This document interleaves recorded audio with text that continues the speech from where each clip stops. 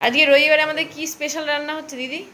ইলিশ মাছের কাঁচা দিয়ে মাছের মাথা দিয়ে। এটা কি করবি তুই? তো করবি কাঁচা লঙ্কা বাটা দিয়ে ইলিশের বেগুন দিয়ে ঝোল পাতলা। যে পুঁই শাক কাটা আছে, পুঁই শাক দিয়ে মাথা দিয়ে চচ্চড়ি হবে। দিয়ে এইটুকু বাটা। বড়দি সকালে এখানে জলখাবার হচ্ছে ওই পাউরুটি আর ডিমের পোচ। ম্যাকেগ নাকি? ম্যাকেগ, ম্যাকডোনাল্ডস এরমভাবে ম্যাকেগ বানায়। এই যে কাঁচা লঙ্কা বাটা ছিল ওর মধ্যে অল্প একটু হলুদ দিয়ে গুলে রেখে দিয়েছি। আগে ঝোলটা করে নেবো, তারপরে পুঁই শাক করবো। ঝোল করতে বেশি টাইম লাগবে না, পুঁই শাকটা অনেক টাইম লাগবে। এই হলো আমার ম্যাকেগ জলখাবার। পাউরুটি আর আধ ভাজা ডিম, কালো জিরে, কাঁচা লঙ্কা, বড়ি কয়েকটা আছে দিয়ে দিচ্ছি। বড়িগুলো আমার জন্য, বাকি সবাই বেগুন খাবে, আমি বেগুন খাই না। বড়িগুলো একটু ভেজে তুলে নেবো, দিয়ে বেগুনগুলো দেবো।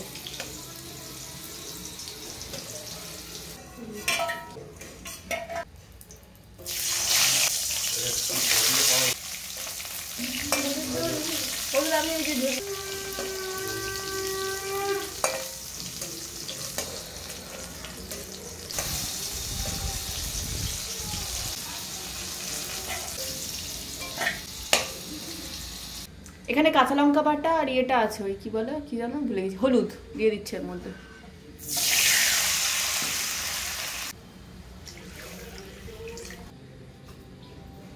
সত্যি কথা বলতে এই রান্নাটা না আমার মতো পাবলিকের জন্য, যাদের সর্ষে বাটা খেলে ভীষণ অম্বল হয়। ইলিশ মাছ তো এমনিতে গুরু পাক, তারপরে আবার সর্ষে বাটা দিয়ে খেলে আরো শরীর খারাপ হয়। সেই জন্য এই কাঁচা লঙ্কা বাটা দিয়ে রান্নাটা করলে পেটটা ঠান্ডা থাকে, মানে ঠান্ডা ঝোল বলে। এর মধ্যে একটু বেগুন ঝিঙে অনেকে দিয়ে দেয়। এই রান্নাটা আমি শিখেছি ভিল ফুড থেকে। ভিল ফুডের ওই যে ঠাকুমা আছেন, উনি এই রান্না করেছিলেন, কিন্তু উনি অনেক লঙ্কা, মানে এত লঙ্কা দিয়েছেন। অত লঙ্কা খাওয়া আমাদের মানে ধর্তব্যের বাইরে, সেই জন্য আমি অল্প লঙ্কা দিয়ে করছি। সাথে 3টে বড়ি আমার জন্য।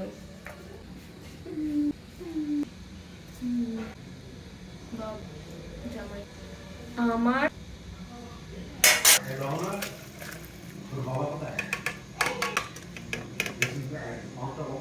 লহনা যেহেতু ইলিশ মাছ খায় না, ওর মাছটা ভেজেও আমি এই ঝোলটার মধ্যে দিয়ে দিয়েছি। আমার চচ্চড়ি রান্না অলমোস্ট কমপ্লিট, ঠিক আছে? হলেই নামিয়ে খাওয়া দাওয়া শুরু হবে। আর নদীকে মাঝখানে স্নান করিয়ে দিয়েছি। 12টা 15 আমরা খাবো একটা, অনেক দেরি আছে। আর বলে রাখি, আজকে আমরা বিকেল বেলায় যাবো হচ্ছে পিসির বাড়ি। পিসি মাঝখানে অনেকবার ফোন করেছিল, কবে আসবি যাবো করে যাওয়া হচ্ছে না। মিস্টার মুখার্জি আজকে বেরিয়ে যাচ্ছে, বাড়ি চলে যাচ্ছে। যাবো হচ্ছে আমি, বড়দি, লহনা, নদী আর জামাইবাবু। তোমার স্নান হয়ে গেছে? এখন কি করছো? পাখিদের নিয়ে পাখি চর্চা? আমি ওদেরকে এই কালারটা বলে দেব, ওটা কালার দাঁড়া, ওদের বিয়েটা উঠে গেছে তো, খবরের কাগজটা ঠিক করে দিই। সেটা টপে উঠে গেছে। আচ্ছা, এদেরকে দেখে অনেকেই আগের বারে বলেছিলেন যে এদেরকে খাঁচা থেকে ছেড়ে দাও। এদেরকে যদি খাঁচা থেকে ছেড়ে দিই না, এরা বাঁচতে পারবে না। এদেরকে কাকে ঠুকরে মেরে দেয়, এরা খুঁটে খেতে পারে না। যে সমস্ত পাখিরা খুঁটে খেতে পারে না, তাদের খাঁচা, মানে তাদেরকে খাঁচা থেকে বাইরে বার করলেই ওরা মারা যায়।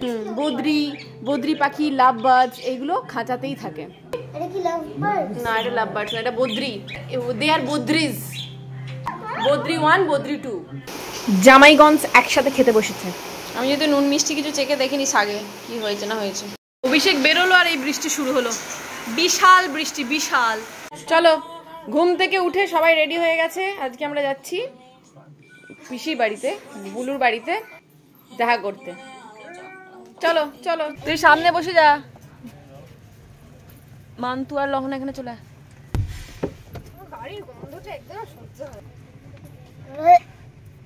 আমরা বেরাইয়া পড়িতেছি। কি বাবা, তাহলে কালকে বেরিয়ে যাবো আমরা তো সারা গায়ে। মিষ্টি নিতে হবে তো জগবন্ধু সুইটস থেকে। কালকের পর থেকে আমার বেরোতেই ভয় লাগছে।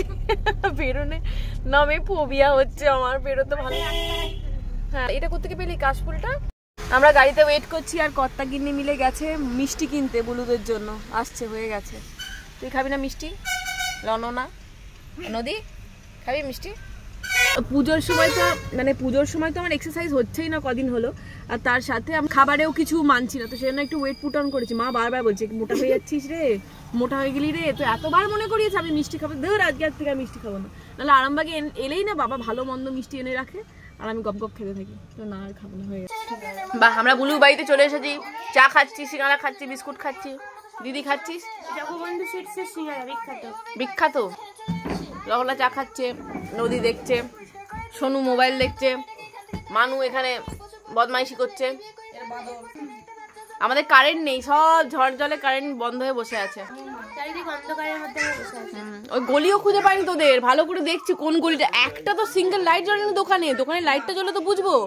বড়দি প্রথমে একটা মাঠের রাস্তায় ঢুকে পড়ছিল, আমি বললাম না রে, একটা পিচ রাস্তা আছে, জল দিয়ে গিয়ে দেখলাম, তারপরে রাস্তাটা চিনতে পারলাম।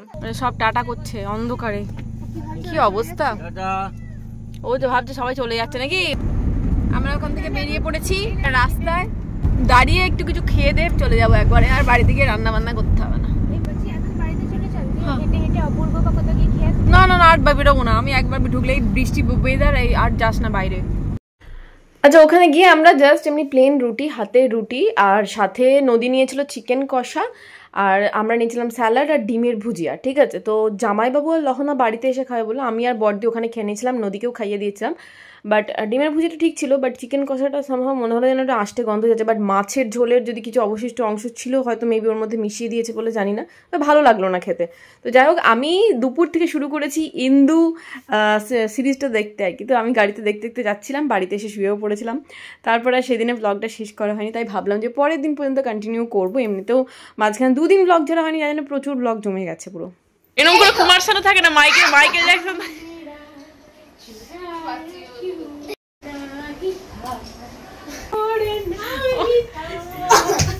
हमला छुपाए प्यार मगर दुनिया को पता चले,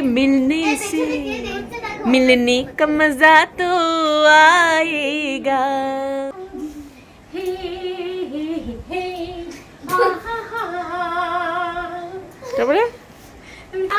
এই হেরাফেরি গান কর, বাপ্পা ছিলু বাপ্পা লিলে বাপ্পা লিলে।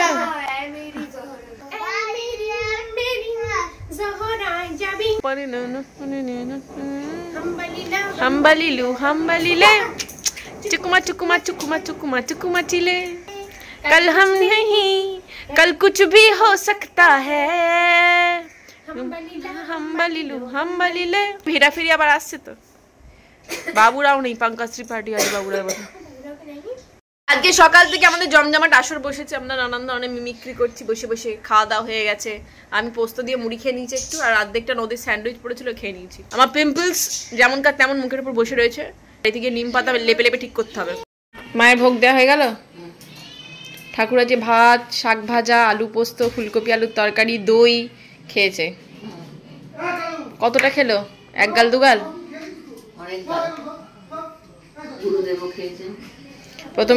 প্রথমে গুরুদেবকে দাও, তারপরে ভগবানকে দাও। প্রথমে ভগবানকে, তারপরে গুরুদেবকে। কারণ ঠাকুরের ভোগ এটা আবার সবারই মধ্যে একটু একটু করে ভাগ করে দেওয়া হবে। কোনটা আমার, কোনটা বাঘিনী? আজকে আমাদের রাত্রেবেলা হবে ভেজ ফ্রাইড রাইস আর চিলি পনির। আমরা একটু মন্দির থেকে ঘুরে আসি, সব ঘরে এখন ঠাঁই বেঁধেছে, এই দুজন মিলে মাথায় জড়ো করে বসে রয়েছে। হ্যাঁ, আমরাই যাই বুড়োধারীরা। আমরা সেদিনে গেছিলাম বিশালক্ষী মায়ের মন্দিরে, বাট সন্ধে হয়ে গেছিল, সেই জন্য আজকে একটু বিকেল থাকতে থাকতে যাচ্ছি, একটু দেখে আসি। কালকে চলে যাবো না, ওই জন্য। এবার যে যখন যার বাড়িতে যেরকম করবে। আজকে আমি আর মন্দিরে উঠবো না, তাই জামাইবাবু দিদির মিষ্টি কিনছে, ঠাকুরকে পুজো দেবে। আমরা প্রথমে 2টো মন্দিরে যাব, কিন্তু সাদা নারকেল না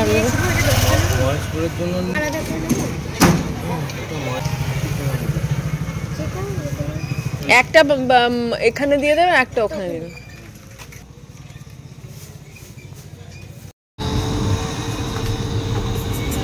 আপনারা যারা আমার রেগুলার ভিউয়ার তারা জানেন, যখনই আমি আসি তখন এখানে বিশালক্ষী মায়ের মন্দির আর মহেশপুরের কালীবাড়ি যাই। তো প্রথমে আজকে মহেশপুরের কালীবাড়ি যাচ্ছি। এর আগেও একদিন এসেছিলাম, তখন জামাইবাবুর সাথে আসিনি, তাই জামাইবাবু আজকে বলো চলো একবার মন্দিরটা ঘুরে আসি, কারণ কালকে সকালেই আমরা চলে যাচ্ছি। এই মহেশপুরের কালীবাড়ি বলুন বা বিশালক্ষী মায়ের মন্দির আরামবাগ শহর থেকে একটু সাইডের দিকে, মানে বেশ গ্রাম গ্রাম ভাইবসটা আসে। তো আজকে আমি মন্দিরে উঠছি না, ওরা পুজো দিচ্ছে ঠিকই, বাট মন্দিরটাকে না মানে ভীষণ মন থেকে ফিল করি, কেন জানি না, ছোটোবেলার মামাবাড়ির সাথে রিলেটেড লাগে আর কি ব্যাপারটা। এখন মামাবাড়ি অনেক বেশি আপডেটেড, মানুষের মানে যে মেন্টালিটি অনেক চেঞ্জ হয়ে গেছে, ছোটোবেলার মতো ব্যাপারটা নেই। যদিও সত্যি কথা বলতে কি আমরাও চেঞ্জ হয়েছি, বাট ওই আর কি ওই চেঞ্জটাকে না মেনে নিতে পারছি না। সামহাও কানেক্ট যেটার সাথে করি সেটা এরকম লাগছে। ওই ছোটো বাচ্চাদের দৌড়ানো, মিউজিক্যাল চেয়ার খেলা, এখানে বাচ্চাদের ওই যে মেন্টালিটিটা না একদম ছোটোবেলার আমাদের নিজের সঙ্গে খুঁজে পাই, তাই ভালো লাগে। এখন বিশালক্ষী মায়ের মন্দির এসেছি, কিন্তু পুরোহিত মশাই আসেনি, এই জন্য ওয়েট করে বসে আছি। কখন আসবে রে দিদি? খাওয়া হলো ফুচকা, দই ফুচকা নিলি বাঘিনের জন্য? বাঘিনী আর একটা বাঘিনী দেখে বলবে আমার জন্য নাও নি, আবার শুধু জল দিয়ে ফুচকা খায়, আলু খায় না, টক জিনিসও খাবেই না, টক মেয়োনিজ, হ্যাঁ চিজটা একটু টক টক টক ভাব থাকে না, ওই জন্য বলছে না আমাকে বাটার দিয়ে পাউরুটি দাও। তোর মিল নেই, ওর দাদু ভাইয়ের সাথে খুব মিল, ওর দাদু ভাই টক ফক খায় না, ইডলি ধোসাও খায় না টকের জন্য।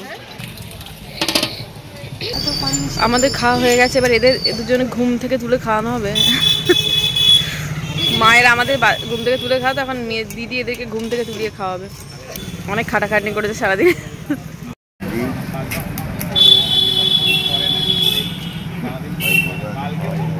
পাতাই চাটছে।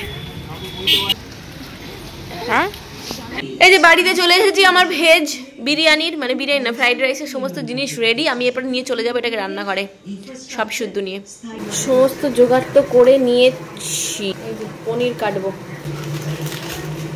আগে যখন নদী ছোট ছিল তখন তো স্কুলের ব্যাপারটা ছিল না, তখন যখন তখন আসতাম, পুজোর সময় হোক বা এমনি এক্সট্রা টাইমে হোক অনেক দিন করে থাকা যেত। বাট এখন ব্যাপারটা পুরোপুরি উল্টো হয়ে গেছে, এখন শুধুমাত্র ছুটির সময়গুলো আসতে পারি, আর এলেও বেশি দিন থাকতে পারি না স্কুল খুলে যাওয়ার ভয়। তাই মা বাবাকে আর সেরকম রেঁধে ভালো মন্দ রেঁধে খাওয়ানোই হয় না। আর এখন মায়ের আবার চাতুর্মাসের ব্রত চলছে, সেখানে অনেক কিছু খাওয়ার মানে রেস্ট্রিকশন আছে, এটা খাবে না ওটা খাবে না, তো সেই সব জিনিসগুলো মাথায় রাখতে হয়। তার মধ্যে তো মায়ের প্রচুর নিরামিষের লিস্টটা অনেক বেশি। আমাদের নিরামিষের লিস্ট যেরকম বিভিন্নভাবে সীমিত, আমার মা গাজর খায় না, বরবটি খায় না, ছাতু খায় না, অনেক কিছু আছে, মুসুর ডাল খায় না, তো অনেক রকমের লিস্ট আছে, তো সেই জন্য অনেক কিছুই করতে পারি না। তার মধ্যে আবার চাতুর্মাসের ব্রত থাকলে তো হয়েই গেল। ভেবেছিলাম ধোসা ইডলি বানিয়ে খাওয়াবো, তো এখন বিউলির ডাল খেতে চলে না, তো সেই জন্য করতে পারি না। এরপরে এবারে যখন আসবো তখন আশা করি চাতুর্মাসের ব্রত শেষ হয়ে যাবে আর সব কিছু খেতে থাকবে মায়েদের। আমার মা এটা ওটা খেতে পারে না বলে চপ বেগুন এগুলো খেতে খুব পছন্দ করে, যেরকম পটলের চপ খেতে খুব পছন্দ করে। যদিও পটলের চপ আমার থেকে পিউ অনেক বেশি ভালো বানায়, তবুও আমারও খেতে ইচ্ছা করে। আর এটা এখানে এলেই বানানো হয়, কারণ ওখানে আবার পটলের চপটা সেরকম বেশি কেউ অতটা খায় না, তো বানানোও হয় না। ওখানে মাছ মাংস ডিম এতটা বেশি হয় আমাদের বাড়িতে, তো সেই জন্যই নিরামিষের ওপরে কনসেন্ট্রেট খুব কম করা হয় আর কি। আজকে ভেজ ফ্রাইড রাইসে এমনি নর্মাল ওই বাসমতি চাল আনতে বললেই হতো, বাট আমারও বলা হয়নি, ওই পুজোর খেয়ালে বা বাইরে যাওয়ার খেয়ালে এত বেশি মত্ত ছিলাম। তো বাড়িতে ছিল আতপ চাল, এবার আতপ চালটা সেদ্ধ করতে গিয়ে বাবা করে দিয়েছিল, তো একটু বেশিক্ষণ থেকে কি হয়েছে মানে একটু ল্যাকট টাইপের হয়ে গেছে, একটু গায়ে লাগা লাগা মতো। আর চাল যদি রাইসে ভালো করে সেদ্ধ না হয় তাহলে ফ্রাইড রাইসই বলুন বা বিরিয়ানি বলুন একদম বাজে লাগে খেতে। কম হলে দাঁতে কাটা যায় না, আর বেশি সেদ্ধ হয়ে গেলে আবার ঘেটে যায়। তো আজকের চালটা ওরকমই হয়েছিল, খেতে খুব একটা খারাপ হয়নি, তো ভালোই লেগেছিলো। আর চিলি পনির তো আমি ভালোই করি, মানে বিশেষ করে নিরামিষ টমেটো দিয়ে আমি আগে অনেকবার রেসিপি শেয়ার করেছি, তো ওটার সাথে রুটি হলেও হতো, কেন জানি না আজকে আমি ভাতটা করতে গেলাম। তো ঠিক আছে, যেমন হয়েছে হয়েছে, খারাপ হয়নি। আর খুব একটা রাইস যেরকম আমি করি সেরকমও হয়নি, দেখে বুঝতে পারছেন কিরকম একটু ডালা ডালা পেকে গেছিলো। ও চলবে, নুন মিষ্টি ব্যালেন্স ঠিক ছিল, কাজু বাদাম টাজু দিয়ে করেছিলাম, খাওয়া গেছে আর কি ব্যাপার। দুটোই রেডি হয়ে গেছে, ফ্রাইড রাইস আর চিলি পনির, কিন্তু চালটা ফ্রাইড রাইসে একটু হালকা সেদ্ধ বেশি হয়ে গেছে। তোর বলতে এতক্ষণ রাখতে হবে তো আমি জানিনি। এই গোবিন্দভোগ চালের ভাতগুলো কি বলতো একটু রেখে ঝরঝরে করে নয় ডেলা পেকে যায়, বিছিয়ে করে। আপনি ফোটাচ্ছেন নাকি সব? তারপর ভোলা বেশ না ধরতে বললাম না তোমাকে। হ্যাঁ এবার ধরো, কারণ তিরবার পেপার নেই তো আবার। না ভাই না না এটা না না। গামছা নিয়ে কি করছিস?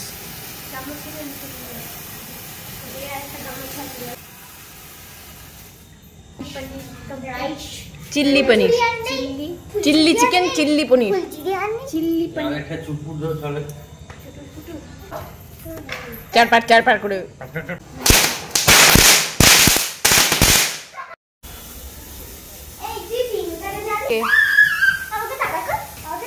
চেটে খাও লসবি, ঠান্ডা লাগলে পরে হেঁচে দিও হ্যাচো, শুনছো? টানা না টানা ভুটা বুঝলাম না তো কেসটা। এই আমি তো সব আমি দেখে নিয়েছি, সব আমি দেখে নিয়েছি। মোটরসাইকেল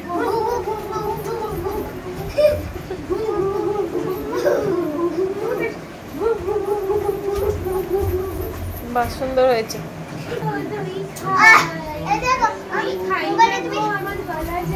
দই চাই গো, দই চাই, দই চাই গো।